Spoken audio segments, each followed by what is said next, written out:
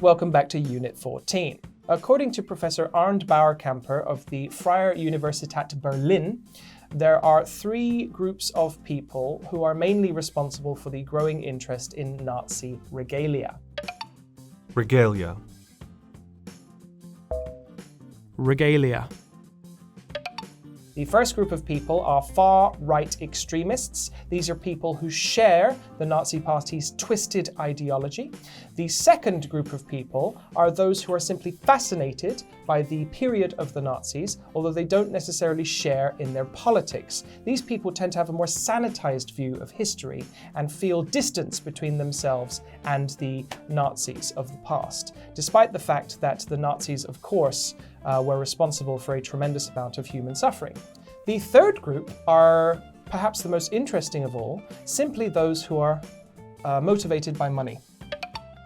Sanitized. Sanitized. Stealing such items from museums is criminal on many levels. On the surface, they are just robberies, but the thieves and collectors are actually robbing people of education about our past. Those who do not remember the past are doomed to repeat it, and the nationalism that has been spreading the globe recently proves how much people need reminders about this tragic event in our history. Nationalism. Nationalism. When you visit museums, in particular, can you think of an exhibit or some kind of relic you've seen that has really left an impression on you?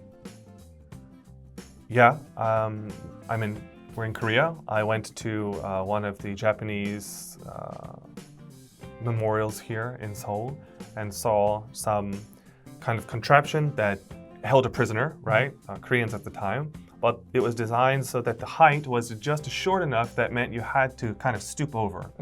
But you couldn't sit down. Right. It was kind of this torturous contraption, and I just thought about the people who were had to endure that. Right. It was kind of striking to me. I had never seen something like that. Yes. I can't think of anything offhand. I do remember feeling quite disturbed by an exhibit I saw in Poland of World War II. Poland was a country that had a lot of its major cities destroyed, and they of course suffered the worst during the Holocaust. So a lot of their exhibits were pretty disturbing, but also quite moving. That's going to do it for today's lesson, and we'll see you back here very soon for the next one. Bye everybody. Bye-bye.